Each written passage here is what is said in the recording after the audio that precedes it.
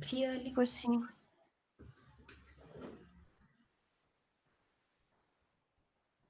Entonces, Luis, nos avisas.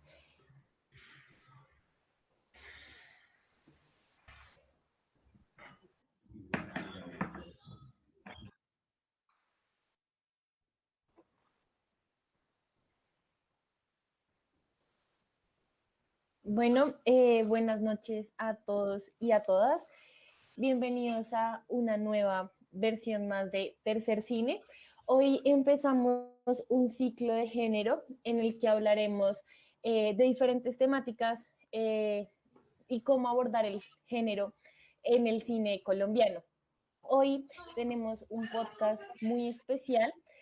con invitadas eh, muy especiales, diferentes a los miembros de Tercer Cine.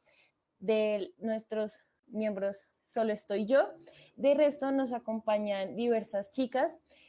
para hablar sobre este tema. Entonces, las invito a que se presenten, les cedo la palabra.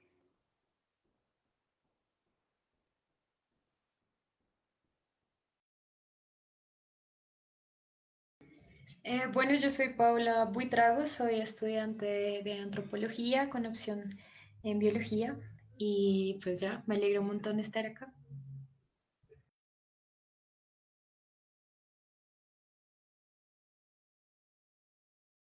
Buenas noches, yo soy Lina Angulo,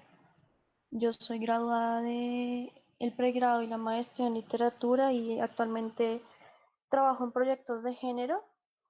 ya que me especialicé en eso con mi tesis de maestría y nada, muchas gracias por invitarme. La verdad, me pareció súper rico tener este espacio y hablar sobre el tema, entonces pues muy chévere, muchas gracias.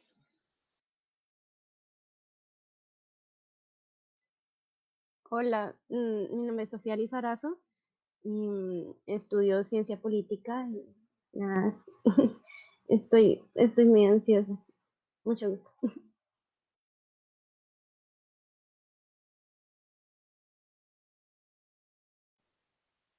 Hoy también nos acompañará Luisa González, pero aún no ha llegado, entonces esperaremos a que llegue para que se presente. Hoy estaremos hablando de la película Pisingaña de Leopoldo Pinzón. Esta es una película que surge en 1985 y pues es una película con muchos temas por hablar, por desmenuzar. Eh, y entonces, pues, Paula, ¿quieres contarnos un poco como del contexto en el que surge esta película y cómo se da? Bueno, sí, pues Pisingaña, pues sí, eso es una película colombiana de 1986, es dirigida por Leopoldo Pinzón y digamos que fue realizada bajo estos créditos de Focine, que era esta campaña que funcionó más o menos como entre el 78 y el 93 y que tenía pues por objetivo fomentar el desarrollo de la industria fílmica. Entonces a raíz de esto las películas podían como presentarse incluso en festivales y particularmente esta ganó el premio al mejor director y al mejor guión en el tercer Festival de Cine en Bogotá. Pues no sé si empezamos de una vez con el análisis que teníamos y empezamos a hablar un poco como de los personajes, de las mujeres, sobre todo, cómo eran representadas y cómo fueron, digamos, puestas en escena y narradas en la película. No sé si alguna quiera como empezar. Sí, justamente lo que, pues ahorita que ya habíamos comenzado a hacer esta conversación, lo que yo había pensado viendo la película es que estos papeles femeninos nos, no se autoconstruyen, sino que son construidos y siempre es por una mirada masculina que generalmente es de autoridad. Entonces me parece muy interesante de pronto pensar mientras hablamos esto de cuáles son las mujeres y cuáles son las distintas representaciones de lo que es ser mujer en esta película, pensar eso justamente a través de esa mirada hipermasculina que prácticamente encierra toda la narración, porque entonces sí hay distintos, no, yo no diría que hay distintos tipos de mujeres, sino más bien distintos constructos de mujeres y distintas enseñanzas de cómo ser mujer, especialmente por lo que vemos en justamente las generaciones de mujeres, ¿no? Entonces, la mamá del señor, la esposa y luego pues justamente la niña que es la protagonista y a la que le suceden este montón de violencias.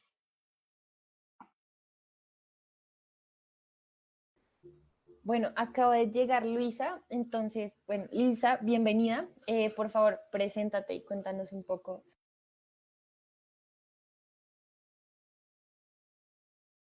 Hola, ¿todas me oyen?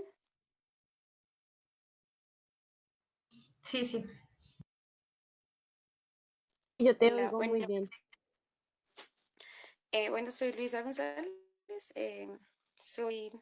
estudiante de Ciencia Política de la Universidad de los Andes, soy feminista, también hago parte del colectivo La Rática en dicha universidad, también hago parte de un colectivo en el barrio El Codito que se llama Luis Antonio Martínez, y nada, pues súper emocionada por este espacio y pues qué chévere compartir este espacio con ustedes. Gracias por la invitación.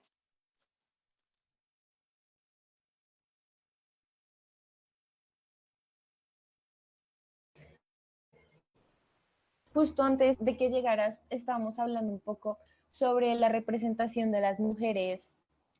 en la película. Y como bien decía Lina, surgen muchas representaciones. Está Graciela, que es la protagonista principal, y también hablamos mucho de la mamá de Jorge, quien es una mujer, como bien mencionaban antes, de clase media alta, con ciertos privilegios, que cumple unos roles bien interesantes al interior de la película. Si quieren, no sé si quieran profundizar más en esto. Bueno, sí, digamos que cuando pensamos un poco la representación pues, de las mujeres en el cine, o sea, siento que Lina tiene mucha razón al pensar en que siempre es una imagen un poco construida desde lo masculino. Entonces vemos una cantidad de mujeres pues en la película, pero la mayoría siempre son como, si no son objetos para ser contemplados o digamos cuerpos puestos como para el placer, para la apropiación de la sexualidad, son estas otras mujeres que son como las que tienen de pronto este papel de esposa y de madre, que igual están atravesadas por un montón de violencias, pero en el caso particular de la película tienen ciertos, digamos, sí, privilegios, ya son, digamos, más citadinas, son de clase media alta, eh, pero aún así, digamos, la violencia las permea y las representaciones que se hacen de ellas también están muy estereotipadas. Entonces, estoy de acuerdo con que también es algo muy generacional, o sea, encontramos primero esta abuela que además es súper católica, que está pensando en sus hijos, que igual cuenta como todas las violencias que vivió con su esposo mientras él vivía, pero sin embargo, digamos, al tener ciertas posibilidades, también ejerce violencia sobre las mismas mujeres y en especial sobre la trabajadora doméstica con la que vive, a quien siempre acusa como de india, de niña, de bruta, de animal. Encontramos también esta otra que es la esposa de Jorge, que es el protagonista principal, a pesar de que la película en parte quiere como visibilizar la violencia sexual y la violencia contra las mujeres, sin embargo, el protagonista es un hombre, pero bueno, su esposa también está pues cargada de un montón de cosas, ¿no? Es la típica ama de casa, es que casi tampoco habla, no tiene mucho protagonismo y está la trabajadora doméstica de ellas, que es Graciela, y que podría también fungir como pues otra de las protagonistas, pero que sin embargo nunca habla.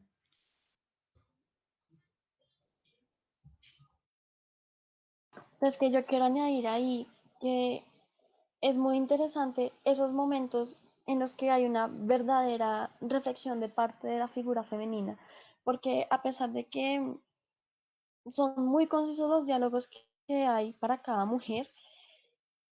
esos diálogos que tienen generalmente realmente no nos dicen nada de ese personaje como tal.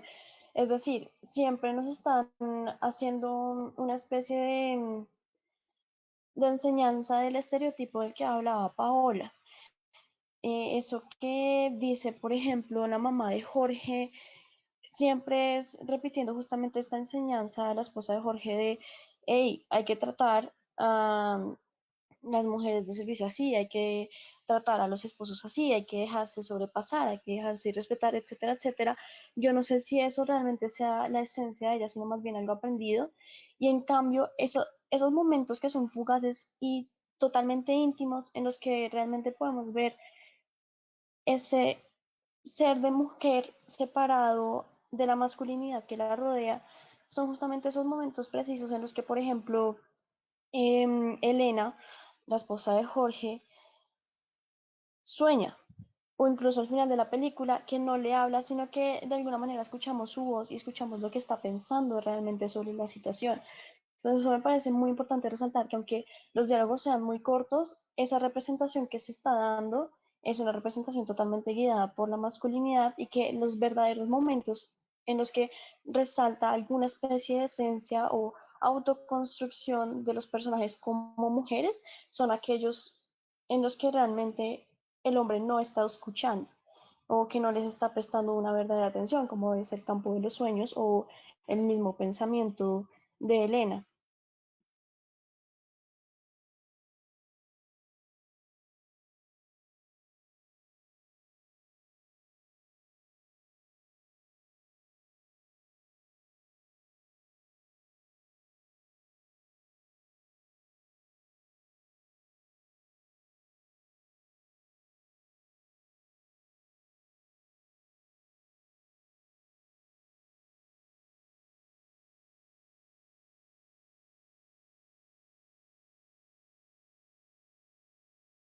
Hola, no, pues creo que en general sobre la película tiene como dos miradas, digamos que están súper conectadas y creo que primero es términos de cómo se representa a la mujer dentro de la película y segundo de cómo se construye dentro de la misma, ¿cierto? Como en particular considero que la representación de las mujeres en el largometraje está anclada, digamos, con un contexto político específico sobre el desplazamiento y la violencia en el país. Em, Mientras que por otro lado vemos que la construcción de la mujer en la película se supedita, digamos que a la misma narrativa del largometraje que en cierta forma plasma como muy bien los roles de los que, pues, de los que ya Paola y Lina mencionaban, respecto, digamos, con los roles y normativas estructurales, donde cada una de las personajes, como Graciela, Elena y la abuela, a quien ni siquiera le ponen un nombre, se encuentra en una posición de subordinación, ya sea por la tradicionalidad, la institución de la familia, la división sexual del trabajo, incluso por la misma idea de belleza, que creo que también fue un matiz que a mí me pareció súper interesante de cómo se transfigura esta idea de belleza en la película dentro de las mujeres que participan en la película. Y pues a grosso modo, creo que se puede hacer un análisis sobre cómo en la película, digamos que hay unos ejes fundamentales, digamos que atraviesan a las mujeres que protagonizan esta película, bueno, que participan en la película, porque como bien decía, el protagonista es un hombre. La violencia, el trabajo y la belleza, siento que son estos tres ejes, básicamente, y digamos que todo esto, digamos que a la luz de la clase y el género, que pues obviamente es como desde una mirada intencional, que es lo que, pues digamos que lo que nos convoca en este podcast. Em, entonces, pues nada, se me hace súper, súper chévere como la manera en que se ve, pues digamos que la forma en que se representa y la forma en que se construye. Totalmente de acuerdo. Y de hecho creo que podríamos pensar esos tres ejes bajo un solo nombre, que justamente es el club de los hombres que observan, ¿no? Que me parece que es como se llama. No sé si a ustedes les gustaría ahondar un poco más en ese club de esos hombres acosadores, que la verdad me pareció algo totalmente violento, asqueroso, pero también fundamental en la narrativa para juntar justo esos tres ejes en la construcción de la mujer. Pues, digamos, cuando estaba, digamos, viendo la película, sin duda está atravesada por, pues, uno de los ejes principales es la violencia, una violencia que empieza en la ruralidad, y sobre todo, pues, en el cuerpo de Graciela, en las escenas de violación, que ahorita podríamos hablar un poco más de eso, y que se desplaza a la ciudad. Hay una escena como muy particular en donde ella está como atendiendo, cuando ya es trabajadora doméstica, ella está atendiendo a la familia y ellos empiezan a hablar un poco de la vida que ella tuvo en el campo, de las escenas y pues como de estos momentos de violación, pero también de estos momentos de violencia que ella vivió. Y pues es como si nada ocurriera, ella le sigue sirviendo como si ella no tuviera voz. Eh, y ellos también dicen ahí en ese momento que en la ciudad no se ve una violencia así, sin embargo, con el desarrollo de la película, sí es posible ver otro tipo de violencia, que estoy, sí, de acuerdo con Luisa, cuando dijo que se refiere también a la división del trabajo sexual, y también a todos estos como acciones de acoso que suceden en la ciudad, que también son violencia, pero que en ese momento, incluso ahora, están mucho más normalizadas. Entonces, pues sin duda, uno de los ejes de violencia claros que se ven en esta parte un poco citadina era pues la familia, el trabajo doméstico e incluso el matrimonio, que fueron más o menos los tres, como digamos, instituciones que pude como pillar ahí y ya. Bueno, sí, yo creo que también concuerdo con Paula. Respecto, digamos, que a la violencia que se evidencian en la película, yo creo que pues se evidencia muy bien lo de la violencia política que trastoca de manera diferenciada a las mujeres. En el caso de Graciela, pues vemos como la violación y digamos que la violencia en el contexto ya es que marca su historia de vida, marca pues lo que sucede, digamos que a lo largo de la película. Em, Sin embargo, digamos que también está esta otra posición de Elena, digamos que es una mujer de clase media bogotana, que digamos que en cierta medida, digamos que no le ha tocado mucho esta violencia rural, pero que en cierta medida, digamos que tiene una mirada completamente distinta a la de Graciela. Creo que también, digamos que las violencias que aparecen a lo largo de la película, pues se evidencian en el acoso. eh, no solo, bueno, o sea, creo que lo más evidente fue lo del Club de Observadores de Mujeres, que la verdad es bastante terrorífico, pero digamos que también yo vi, no sé, violencia económica en términos de, digamos que la dependencia económica que existía, obviamente, entre Jorge y Elena, donde digamos que todos los días, digamos que, pues digamos que ya no tenía ninguna, sí, como que ninguna independencia respecto a cómo sostenerse, sino pues digamos que en cierta medida la mantiene su esposo. em, y digamos que la violencia, las violencias que surgen dentro de las labores del trabajo, las violencias que se ven, digamos que en lo que hablábamos ahorita sobre la división sexual del trabajo, donde no solo el trabajo doméstico, sino incluso el de la secretaria em, de Jorge, que no recuerdo su nombre, y también el de la mesera, que era que aparecía en el bar donde digamos que estos hombres se reunían. Creo que en allí también digamos que se puede evidenciar cómo la violencia se manifiesta de manera diferenciada hacia las mujeres, porque digamos que sí, pareciera que no existiese, o sea, como que las mujeres siempre estuvieran como en disponibilidad de los hombres, como de manera súper normalizada, digamos que no solo cumplen una función de prestar una actividad laboral, sino que digamos que están en servicio, sí, como los hombres normalizan que digamos que los cuerpos y las cuerpos de las mujeres están al servicio siempre de ellos y pareciera que eso está súper normalizado, digamos que incluso dentro de sus conversaciones y dentro de los diálogos que se dan a lo largo de la película. Totalmente de acuerdo. Y es que justamente esta mano masculina, esta mirada masculina es una cosa autoritaria absoluta y que sin importar cómo en qué momento esté, en qué contexto esté, siempre va a existir esta masculinidad autoritaria. Y es que justamente o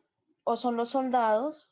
o es el jefe, ¿no? De la secretaria, o es el papá de la casa, etcétera, etcétera. Y creo que eso marca mucho porque justamente es esa jerarquización del cuerpo sobre la cuerpa, ¿no? Porque realmente es una apropiación corporal y psicológica para justamente tener estos juegos de poder, porque también hay que entender que estas violaciones, que por ejemplo el hijo de Jorge fuera a buscar también a Graciela, ¿no? Ese juego sexual no es para nada surgido de un asunto placentero, sino que más bien esas violaciones, ¿no? Llamadas por el nombre, por lo que son, más que placer, es un asunto de poder. Y lo que es asombroso acá, lo que lastima, sobre todo a mí cuando vi la película, es que es un asunto que todavía pasa, ¿no? Hace unos meses teníamos esta noticia de cómo 7, 8 soldados habían violado a esta niña indígena y que justamente es ese juego de eh, dominar ese cuerpo, dominar los cuerpos que no necesariamente tienen que ser em, con vaginas, pero sí que tienen que tener alguna especie de sumisión, ese juego de yo estoy encima de ti, ¿no? Y ese juego de intentar que cogerle la cola a la mesera, que em, obligarle a la esposa a conservarse en ciertos lugares, etcétera, etcétera. Todo ese juego de ubicar el cuerpo de los otros es ese juego de poder, más que cualquier otra cosa. Sí, de acuerdo con eso. O sea, de pensar la violación como más un tema de dominio, de poder. Y pues ahí podríamos ya empezar a analizar como las escenas de violación que hay durante la película. Hay varias, bueno, no, en general habrían, bueno, sí hay varias escenas, pero digamos dos momentos claves. Uno fue esta violación a la que ella fue sometida mientras estaba en el campo por integrantes del ejército, que fueron varios. Em, pero digamos, yo creo que acá hay una cuestión fundamental y es siempre al pensarse en representar la violación, hay que pensar en cómo hacerlo para no pues, terminar en un ciclo de reproducción de la violencia por violencia. Y tal vez, y no, esta película definitivamente no lo logra. Las escenas de violación, incluso la forma de representar el trauma me parece como morbosa. Y que lo hace, o sea, la convierte en un espectáculo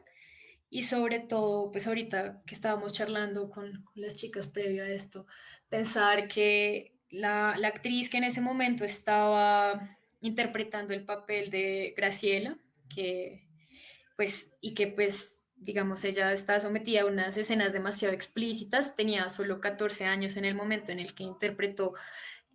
su papel. Entonces, pues, como que yo sentía tal vez que muchas de esas escenas no debían ser, digamos, representadas, puestas así en escena, o que fue muy recurrente, ¿no? Esa escena se repite unas 3 o 4 veces, si no estoy mal, y con un largo periodo pues de duración. Entonces, en ese afán no sé, por representar, por mostrar la violencia, por hacerla visible, creo que también se pierden un montón de cosas, porque es algo que tiene que ser pues sumamente delicado, ¿no? Como la imagen misma debería generar como cierta aperturidad y no más bien como este amarillismo que yo sentía que llegó, o sea, al que llegó finalmente. Total, y además que toda esa repetición de la imagen de la violación, incluso después otras imágenes, lo único que hace en la película es revictimizar a Graciela, a la niña, porque justamente después de que la violan tantas veces en la película, ¿no? Como estas imágenes tan repetitivas, entonces aparece esta víctima que de alguna manera no sé, como que los demás personajes la tratan como que si le faltara algo, como siempre le dicen como pobrecita, le tienen esta lástima, le tienen este sufrimiento hacia ella y de alguna manera siempre la ven así, o sea, no la ven por sí, sino la ven por pues por el crimen que le aconteció. Entonces también eso también es importante justamente cuando hablas del asunto del trauma, porque lo refuerza totalmente. Entonces ya no solo es ese evento que obviamente fue horrible, sino que ese evento también le va a marcar a lo largo de sus siguientes años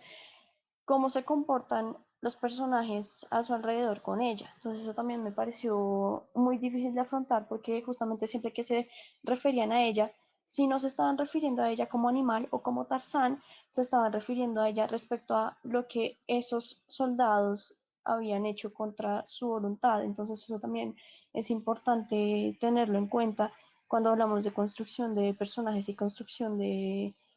personajes que son víctimas de este tipo de violencia hipermasculinizada.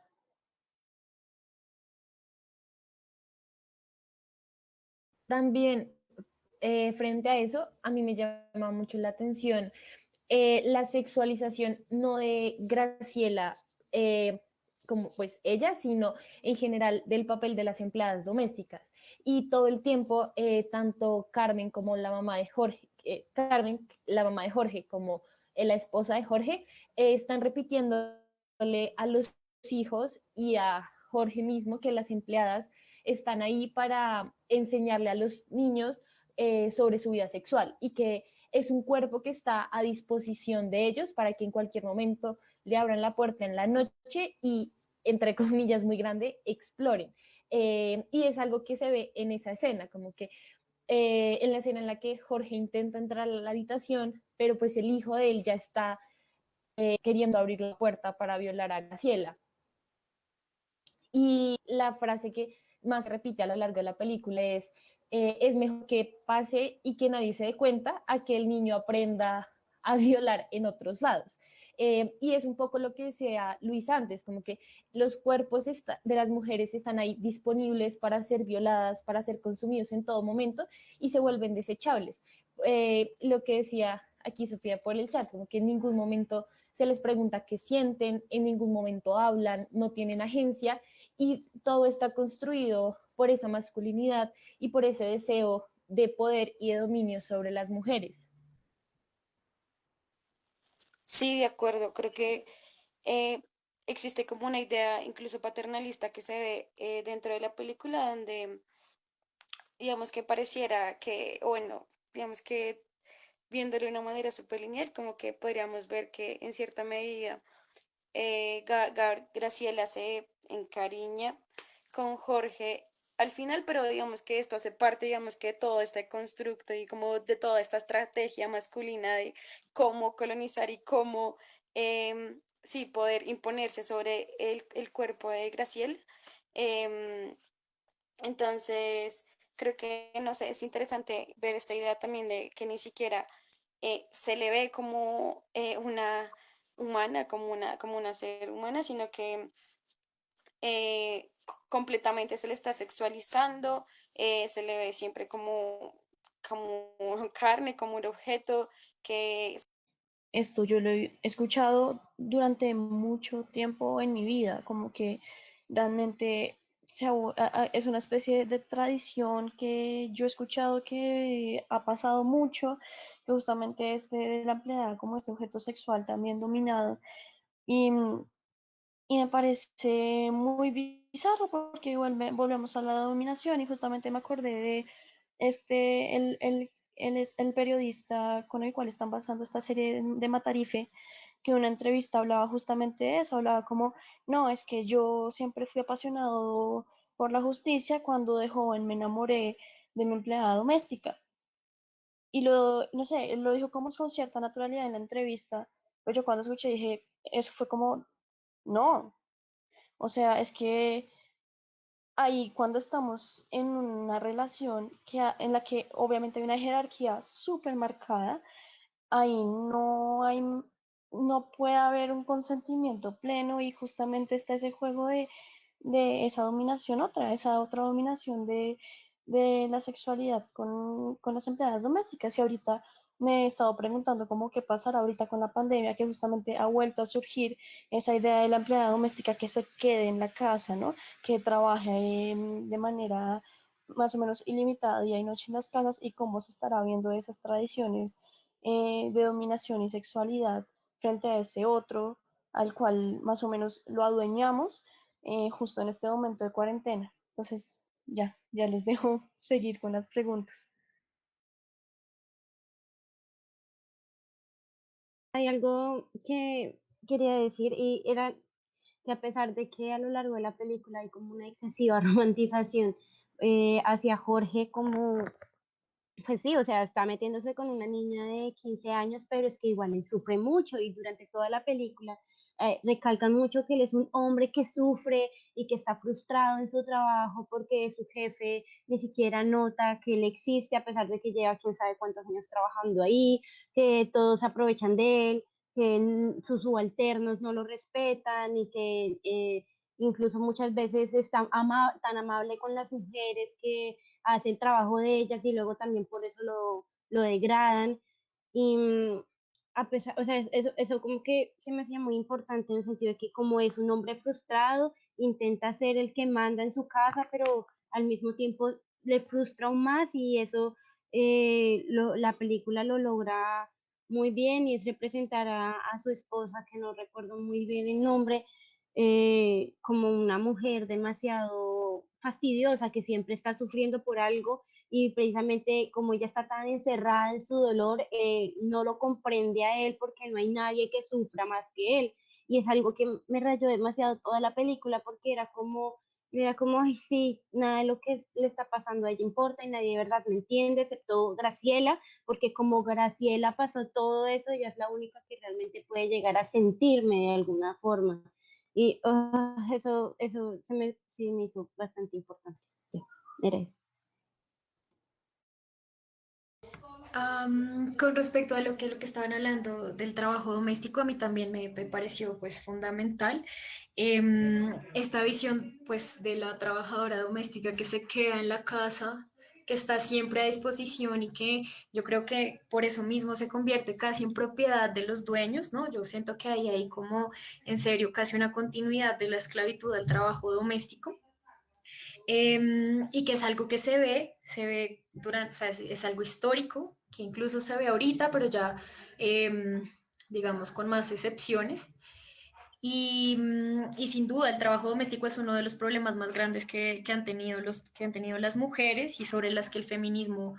va a trabajar un montón. En Colombia particularmente, pues las trabajadoras domésticas solo empezaron como, digamos, a ser reguladas después de mucho tiempo, ya muy tarde y sobre todo en el 2011 cuando se acogió el convenio de la OIT, pero antes de eso no tenían ninguna regulación y en parte tiene que ver con esta idea de que su trabajo estaba en la esfera de lo privado, de que por eso no necesitaba regulación. Entonces, por eso a mí se me hizo fundamental pensar un poco en la familia y en el matrimonio incluso, porque el trabajo doméstico no solo es el que realizan las trabajadoras domésticas a quienes les pagan, sino también el que realizan las mujeres como esposas, como hermanas también, como abuelas pues de cuidar y de ver por la familia, entonces, y que siempre está muy asociado como a la marginalidad, entonces me pareció fundamental a raíz de lo que estaba diciendo Lina, ahorita en la pandemia yo creo que también es uno de los grandes problemas porque pues aún siguen contratando y pues las experiencias de las trabajadoras domésticas pues digamos que están empezando a cambiar, pero muchas siguen en la marginalidad, en el desbalance y pues de los salarios. Sin embargo, pues hay una experiencia que me parece que es rescatable y es la creación de la UTRAST, que es el sindicato que se creó en Medellín más o menos en el 2013 y en el 2012 creo, y que está funcionando en Bogotá y ellas han luchado un montón y se han asociado un montón, por ejemplo, para pensarse esta ley de primas que promovieron, creo que fue en el 2015. De todas formas, yo creo que es uno de los temas centrales de la violencia contra las mujeres en contextos, sobre todo latinoamericanos, y que valdría la pena pensar. Eso es sobre lo primero que quería hablar. Lo segundo es este tema de la violación. Ya habíamos hablado de la primera violación, que fue esta que le hizo el ejército a Graciela en la ruralidad, pero cuando ella migra, o sea, a la ciudad, entonces hay una segunda violación y que es justamente por parte de Jorge, quien era pues el esposo, el papá de la casa.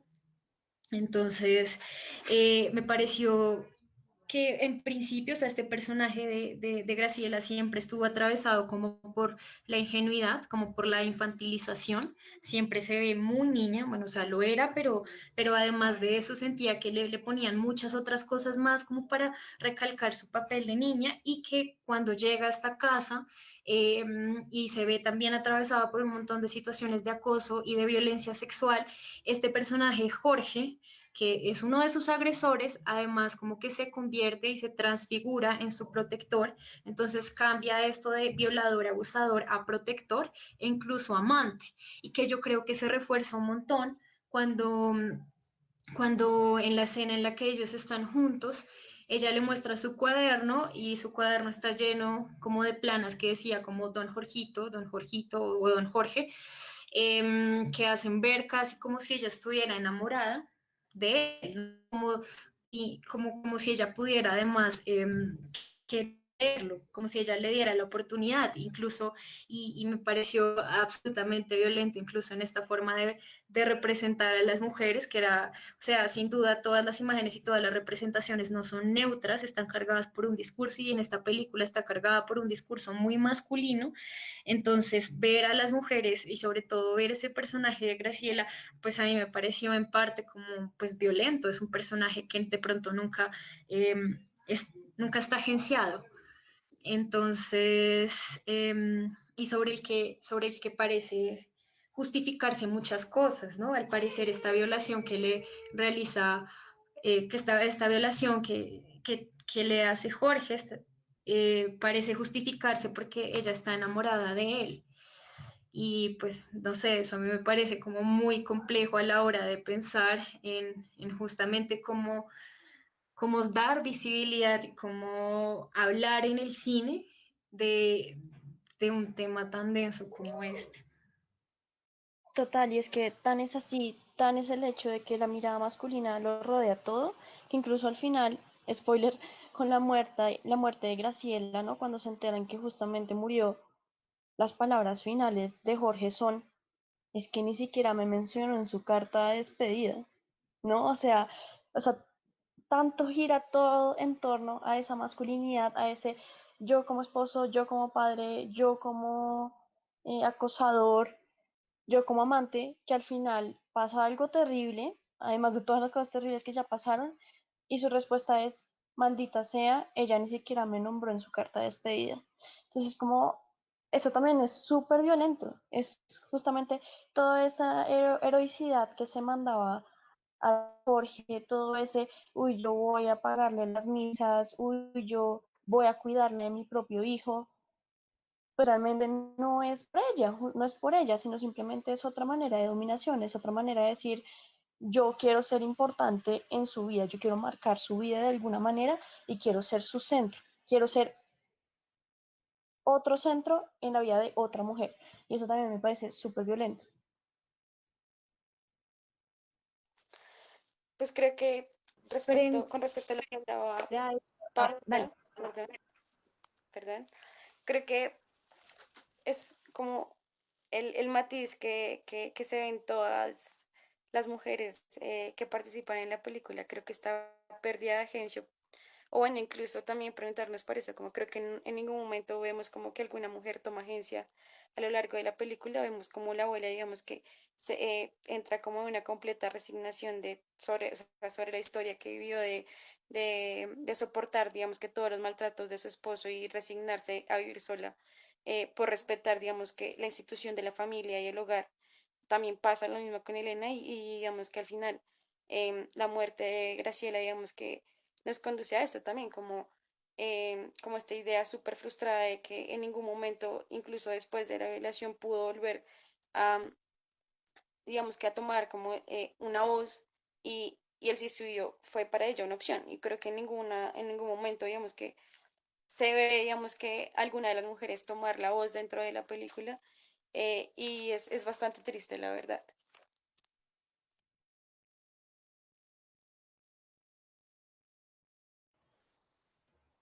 Frente a todo eso, pues quizás viene a colación la pregunta de por qué escogimos esta película. Y era algo que discutíamos ayer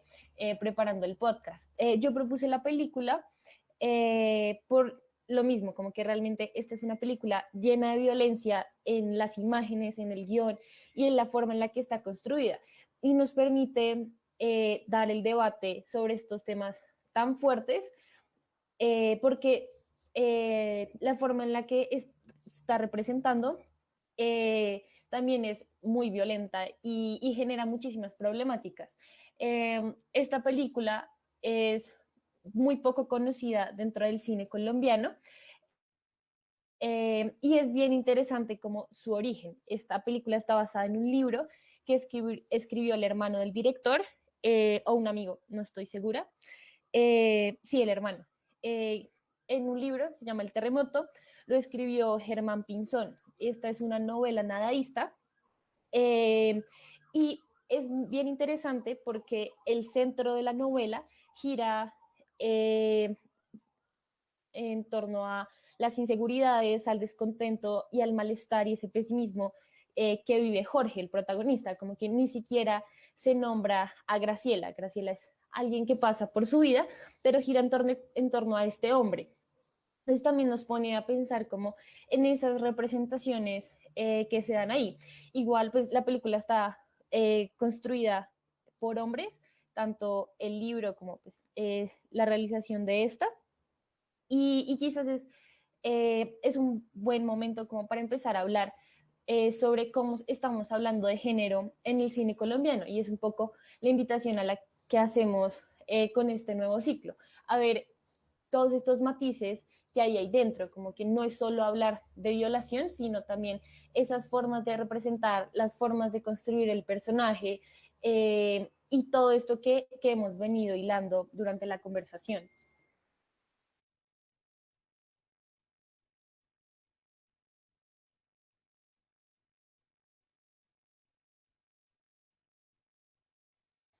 Sí, y es que incluso, pues yo no soy muy conocedora del cine colombiano, pero de lo que conozco, representación de mujer es muy difusa. Tenemos unas representaciones de mujeres muy específicas y creo que elegir esta película para hablar sobre el tema fue muy, muy acertado. Incluso acá dice Juan Bernal que pregunta que por qué no poner la película en paralelo con Roma, pero yo pienso que son muy distintas. Esta película y Roma son muy distintas en cuanto sobre todo a la violencia sexual y en cuanto al contexto, porque incluso es súper política. Todo el tiempo nos están hablando y que mi papá que era liberal en la película no nos cuentan, y también el hecho de que el ejército sea el que viole, em, y que todo el tiempo también se está hablando del Bogotazo, es muy distinto, uno, ¿no? El contexto, y dos, en Roma la sexualidad que hay con la protagonista no es para nada cercana a la sexualidad que tenemos acá. Es decir, en Roma tenemos una sexualidad consensuada, si no recuerdo mal, acá es una sexualidad totalmente violenta. eh, y que además de eso, acá tenemos una película en la cual podemos hacer un análisis de género interseccional muy, muy grande, porque justamente acá estamos hablando de no solo la sexualidad de Graciela, la indígena, pues la sexualidad forzada, sino también en un momento se llega a hablar de la sexualidad de la esposa de Jorge, ¿no? Hasta el final se habla de esa sexualidad. Entonces, justamente acá esta película logra de alguna manera como una especie de rompecabezas entretejer todas esas historias de lo masculino dentro de esa conformación de lo que es ser mujer y cómo esa violencia es totalmente íntima y que rompe justamente con todo lo que se piensa personal. Entonces, sí sería interesante hacer el paralelo con la película Roma, pero sí creo que ese paralelo tendría que ser a partir de diferencias, porque acá en la discusión creo que es más bien distinta por cómo suceden las cosas.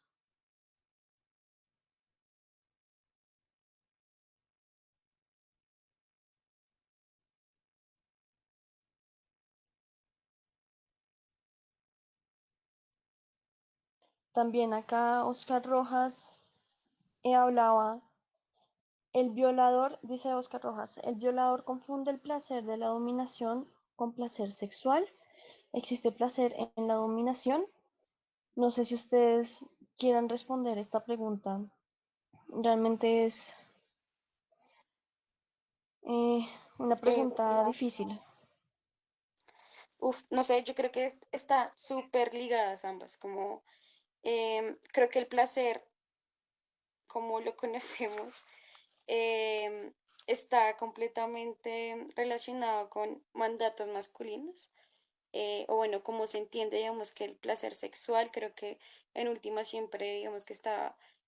vinculado, digamos, que a una idea de quién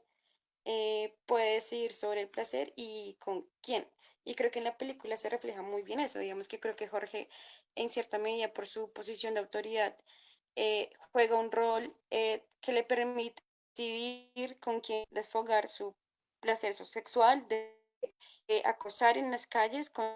su club de observadores de mujeres, decide acosar a su secretaria, bueno, la otra mujer a quien también acosa en su trabajo y también incluso tiene el poder de acosar y de violar a su empleada doméstica, es decir, Graciela. Entonces yo creo que todo esto hace parte, digamos, que de la cultura machista, digamos, que donde el placer, digamos, que siempre está cargado hacia un lado y obviamente son hacia los manes, hacia los hombres, quienes, digamos, que esta posición de autoridad, digamos, que les juega siempre a su favor y que está basado, digamos, que una idea súper jerárquica donde el placer, digamos, que eh, el placer de los hombres prima sobre el placer de las mujeres, digamos que aquí nunca se habla de, sí, sobre la sexualidad de Graciela, sino de cómo es violada e incluso también se habla como muy a boca cerrada, digamos que sobre la sexualidad entre los dos esposos, sino que se habla sobre básicamente la sexualidad del hombre y de cómo este hombre busca desfogarlo, ¿sí? En este sentido, a mí me gustaría como hablar un poco de Rita Segato. En su libro de Contrapedagogías de la crueldad hablaba mucho de cómo se explora, pues cómo ella toma la violación no como como un acto que se consume en sí mismo, o sea, es un diálogo que no, básicamente es como un diálogo, pero no solamente el violador y la víctima, sino el violador con su club de hombres para cumplir la cuota. Hay que ver que Jorge se veía demasiado como relegado en este ámbito masculino y su club de hombres que observan porque tenía disfunción eréctil. Entonces, pues una de las formas que él tenía para ratificarse como hombre era precisamente violando a Graciela y acosando mujeres en la calle y todos tenían que estarse reafirmando a sí mismos todo el tiempo. Entonces, por ejemplo, y hay que ver que eso es algo muy normal y en este momento pues leo como aquí textualmente dice, la pedagogía de la crueldad desde entonces la que nos habitúa a esa disecación de lo vivo y lo vital, y parece ser el camino inescapable de la modernidad, su último destino. El paradigma de la explotación actual supone una variedad enorme de formas de desprotección y precariedad de la vida, y esta modalidad de explotación depende de un principio de crueldad consistente en la disminución de la empatía de los sujetos, el cual explica de alguna manera por qué Jorge y sus amigos solo ven a las mujeres como simples objetos con los cuales reafirmar su masculinidad. Y es porque ellos mismos tienen una crianza supremamente cruel que básicamente los vuelve como sociópatas. Y esperen, busco el otro.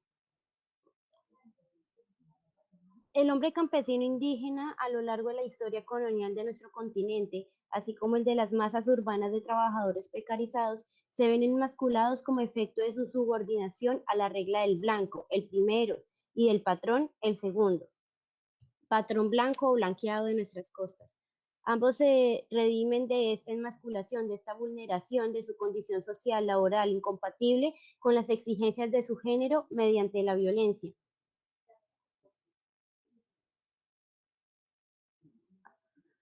Entonces, ella afirma ese punto que es imposible hoy abordar el problema de la violencia de género y la letalidad en aumento de las mujeres como si fuera un tema separado de la situación de la intemperie de la vida, lo cual de alguna manera podríamos relacionarlo con el conflicto colombiano y cómo cuando ellos están hablando en el bar de que ya no hay prácticamente ninguna familia colombiana, alguien que no sea víctima del conflicto, o sea, vienen de un entorno de violencia que de alguna manera potencia su accionar, su violencia hacia las mujeres. Digamos que en su trabajo son, son sumisos y son patrones en su casa porque reflejan en sus casas la violencia que no pueden en el trabajo. Y pues nada, luego se encuentro el pedacito que realmente quería mostrarles, que en este momento no lo encuentro, pero luego también lo leeré. Pues ya que mencionaste a Rita Segato y ya que estamos hablando de violación y hay una de las preguntas pues sobre eso, pues sí, o sea, sin duda la violación desde hace mucho el feminismo ha partido de que no se trata de una monstrificación del hombre, porque esto ocurre, porque esto hace parte de la masculinidad, digamos, sí, hace parte de lo masculino, de esa hombría. Es un fenómeno pues estructural, es muy sistemático y, y en parte también implica muchas otras cosas. O sea, Rita Segato lo define como este acto de dominación que no hace un hombre monstruoso para nada, sino que incluso lo reafirma como masculino,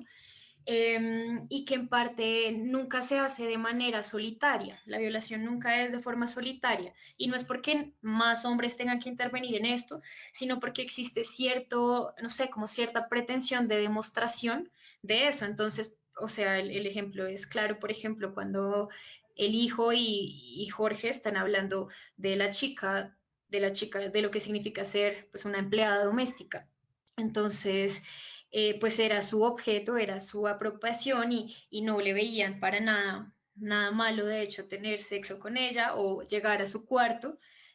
acosarla, entrar a su cuarto y violarla, no, no había ningún problema, o en el mismo club de los acosadores. Siempre hay como este deseo también de los hombres, o sea, en esta masculinidad, demostrar que pueden ejercer el dominio sobre el cuerpo de las mujeres. Y es algo que no es excepcional, que es algo que, digamos, atravesaría casi toda la masculinidad, o sea, por ser ese mismo ejercicio de violencia y de dominación y de poder que es propio de la masculinidad. Por eso muchas, en parte en el feminismo se ha pensado que la solución para estos temas de violación nunca ha sido la cárcel, sino otras cosas, porque no se trata más o menos de mostrar a este hombre como monstruo, porque este hombre literalmente es un hijo del patriarcado. O sea, así digamos cualquier hombre en su masculinidad o digamos cegado por ella podría hacerlo. Total, a mí me gustaría como concluir de alguna manera esto diciendo que realmente para mí me parece inadecuado al momento de hablar de violaciones sugerir de alguna manera un placer de índole sexual, porque realmente es algo de dominación y realmente sin consentimiento ahí no hay nada de sexualidad, simplemente es una recolonización de nuestras cuerpos. Y lo tenaz de esto es que Pablo lo nombra hijos del patriarcado, así es porque es justamente repeticiones de algo aprendido. Porque, pues bueno, en este caso fueron en el contexto bélico, ¿no? Los soldados, y luego en el contexto de desigualdad económica y social con Jorge, eh, pero pues no hay que ir mucho más lejos, ¿no? Digamos que las violaciones no solo ocurren en esos contextos, sino también las violaciones pueden ocurrir en pareja, en un mismo matrimonio, em, ocurren esas violencias sin consentimiento del otro. Entonces, sí creo que realmente es inadecuado pensar de alguna manera en una sexualidad placentera en contextos en los que se está hablando sobre violación y pasar por encima de otra persona. Entonces, quería agregar eso a lo que comentaban Sofía y Paola.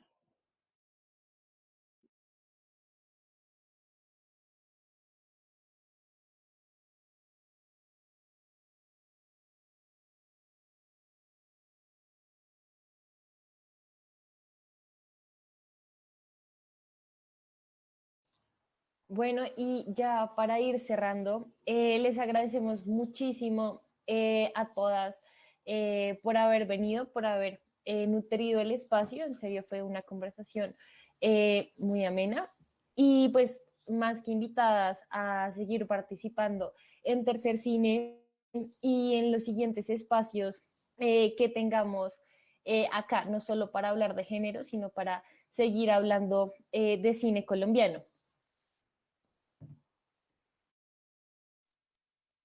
Nada, pues agradecerles por la invitación. Creo que se me escapó algo ahorita que no mencioné. Creo que también fue una cosa que no discutimos, pero creo que sería interesante analizarla quizá en otros espacios sobre la belleza y la estética que se maneja, digamos que en el cine, y pues particularmente en la película, creo que vi como este cambio sobre la idea de belleza que tiene Graciela sobre sí misma, como esta idea de cómo permea, digamos, que la ciudad un poquito sobre cómo se percibe ella misma y cómo cambia, digamos, que su ropa y su forma de ver cuando llega a la ciudad, que creo que también es una vaina que se juega mucho dentro del cine, que sería interesante también poder analizarla. Y pues nada, de nuevo agradecerles y muchas gracias. Sí, muchas gracias. De verdad fue muy chimba compartir aquí en este espacio. Yo también quería agradecerles Muchas mucho, gracias. no solo por la oportunidad de conversarlo, sino también por la oportunidad, por lo menos que me dieron a mí de ver esa película. La verdad no la conocía de ninguna parte y verla es impresionante y también es muy importante. Y entonces, pues nada, invitarlos a todos que sigan escuchando Tercer Cine y sobre todo a ver esta película, realmente muy impresionante y a uno le queda mucho sobre qué pensar. Entonces, pues nada, muchas gracias por el espacio.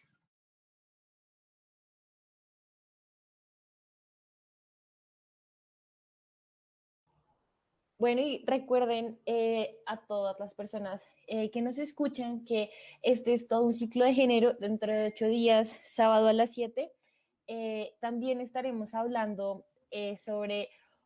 otro tema bien interesante que involucra al cine y al género y al cine colombiano.